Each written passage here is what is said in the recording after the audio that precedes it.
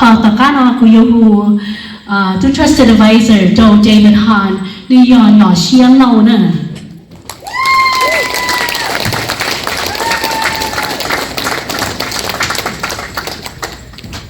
The Tata Tan Tonaja Senator, the state representatives now, Senator Mark Tia Senior Advisor, the Trump Taylor Ram, Yola Hailuna.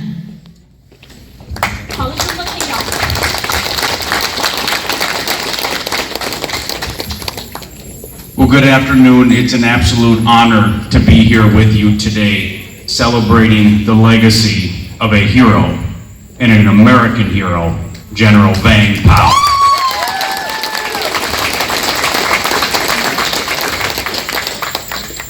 It's been an honor to serve as a senior advisor to the 45th and soon to be 47th President of the United States, Donald J. Trump.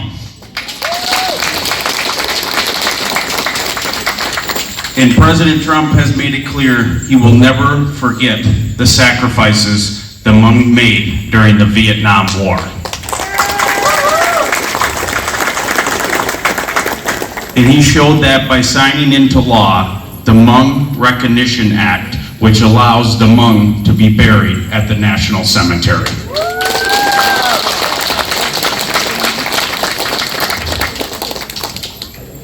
And thank you guys here today for that absolute honor of giving me and providing me with the book of General Vang Pao. It's a big book, but I look forward to reading it. I know a decent amount about the general, but I look forward to learning even more. But I do know that he was a freedom fighter.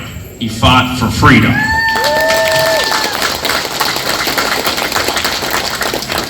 He fought for 15 years in the Vietnam War, where 30%, excuse me, of the Hmong community was lost.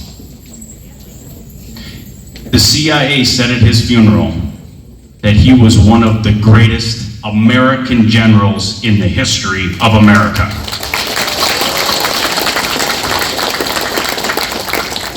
Like President Trump, he survived multiple assassination attempts because he was a fighter.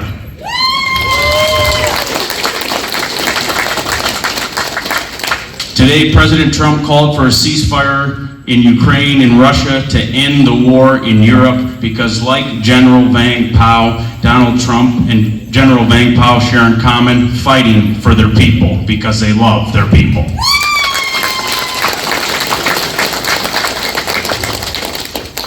I wish I could have had the honor of meeting the general, but I have had the honor of meeting several of his sons, and I can say that General Vang Pao is an American hero. His legacy will live forever, and we should make December 8th the legacy day of General Vang Pao. Thank you. God bless.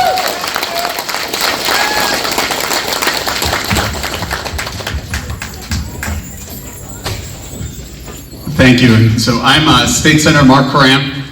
I have the honor of representing the Senate Republican Caucus and the Senate House Caucus. I have to apologize. Senator Jason Rarick, he had to leave, and his spouse, Representative Mary Rarick, had to leave just a brief time ago. So it's an honor to be here, honor to be asked to participate in this event. So to be called and to participate not only in the honoring of General Vang Pao, but the cultural heritage of the Hmong people in Minnesota. And celebrate the heritage, and I think Commissioner Zhang talked about the desire as a firstborn U.S. citizen, or first generation, to maintain just language, not only the culture, but this is a representative of everything that you cherish, not only your home country, but your new country and the contributions to it. And so for me, it's an extraordinary personal honor, is that I share a common bond to see what immigration is in Minnesota and what it looks like. I was born and raised, I'm only third generation U.S. born. And I was born and raised in the house that my great-grandfather landed in, my grandfather was born in, and I was raised in. And so that was in Frogtown.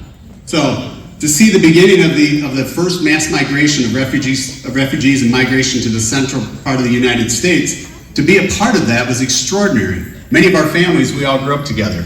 I go in to support like among candidates that are in St. Paul and realize that, well, we only grew up a couple blocks from each other and we went to school together.